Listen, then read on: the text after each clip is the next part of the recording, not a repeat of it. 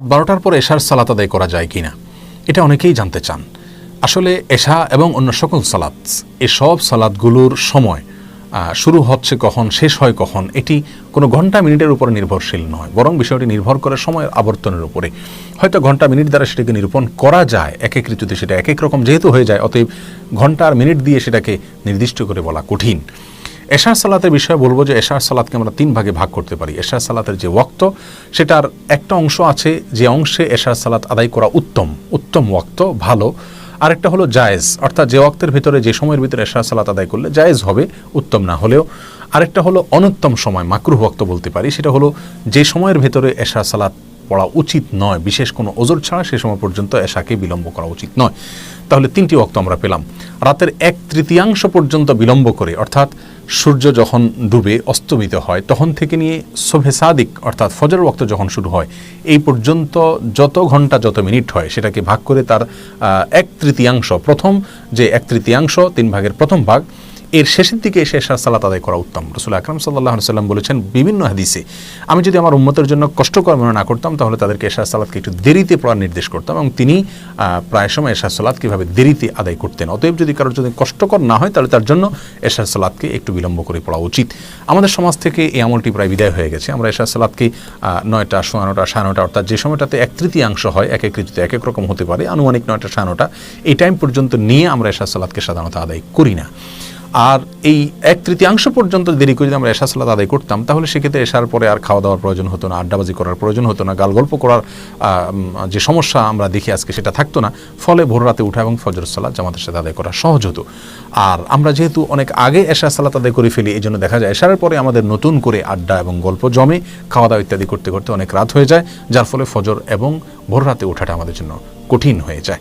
যাই হোক, তাহলে রাতের 1/3 শেষের দিকে এসে এশার সালাত আদায় করাটা হলো উত্তম। তবে কোনো ব্যক্তি যদি এমন হয় যে তিনি একাকী সালাত আদায় করতে হবে, যদি তাকে উত্তম ওয়াক্তে সালাত আদায় করতে হয় তাহলে তিনি অবশ্যই একাকী সালাত আদায় না করে জামাতের সাথে সালাত আদায় করবেন। যেহেতু বেশিরভাগ মসজিদগুলোতে জামাতে এশার সালাত আদায় হয়ে থাকে, সেক্ষেত্রে 1/3 পর্যন্ত বিলম্ব করা হয় না, শুরুর দিকেই সালাত আদায় করা হয়, বিধায় জামাতে সালাত আদায় করাটা তার জন্য বেশি গুরুত্বপূর্ণ। ওই উত্তম ওয়াক্তের উপরে আমল করার চাইতে তিনি অবশ্যই জামাতের সাথে সালাত আদায় করবেন। তাহলে এটা গেল এশার উত্তম ওয়াক্ত, 1/3 পর্যন্ত বিলম্ব করে পড়া। 1/3 থেকে নিয়ে মধ্যরাত পর্যন্ত যদি কেউ দেরি করে তো সেটাও জায়েজ আছে, অর্থাৎ সেটা জায়েজ ওয়াক্ত, এই পর্যন্ত দেরি করা যাবে। মধ্যরাতটা রাত 12টাও হতে পারে, কোনো ঋতুতে একটু আগেও হতে পারে, একটু পরেও হতে পারে, বাকি আনুমানিক 12টা বা তার আগে পরে সামান্য এদিক সেদিক হতে পারে। এই সময়টাতে মধ্যরাত হয়ে থাকে বেশিরভাগ ক্ষেত্রে। অতএব আমরা 12টাকে নির্দিষ্ট না করে কয় ঘন্টা হচ্ছে সূর্য ডুবা থেকে নিয়ে সুবহে সাদিক পর্যন্ত তার ঠিক মাঝামাঝি যে জায়গাটা সে পর্যন্ত এশার সালাত পড়তে পারবো, সেটাই আমরা জেনে রাখি। এগুলো এশার সালাতের জায়েজ ওয়াক্ত। আর অনুত্তম ওয়াক্ত বা মাকরুহ ওয়াক্ত বলতে পারি যেটা, সেটা হলো মধ্যরাত থেকে নিয়ে দেরি করে আপনি সুবহে সাদিকের আগ পর্যন্ত যদি পড়েন তাহলে সেটা হবে অনুত্তম ওয়াক্ত এবং মাকরুহ ওয়াক্ত।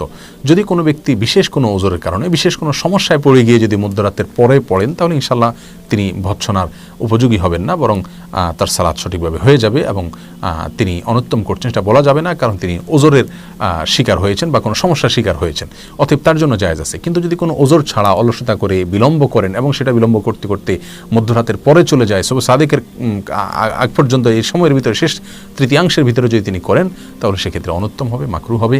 তবে এক্ষেত্রে তার সালাত ইনশাল্লাহ আদায় হয়ে যাবে। তাহলে এশার সালাত মূলত একেবারে মাগরিবের ওয়াক্ত যখন শেষ হয় তখন থেকে নিয়ে শুরু করে ফজরের ওয়াক্ত যখন শুরু হয় তার আগ পর্যন্ত পুরোটাই এশার ওয়াক্ত। তবে প্রথম 3 ভাগের প্রথম ভাগে করা উত্তম, আর মধ্যভাগ পর্যন্ত করা জায়েজ, আর তারপরে করা হলো অনুত্তম। অবশ্য নিরুপায় ব্যক্তি হলে তার জন্য শেষ ভাগেও করা জায়েজ আছে। আল্লাহ সুবহানাহু ওয়া তাআলা আমাদের সকলকে প্রত্যেকটি ইবাদতকে সঠিকভাবে যথাযথ উপায়ে সুন্দরভাবে পালন করার তৌফিক দান করুন। জাযাকুমুল্লাহু খায়রা। আসসালামু আলাইকুম ওয়া রাহমাতুল্লাহি ওয়া বারাকাতুহু।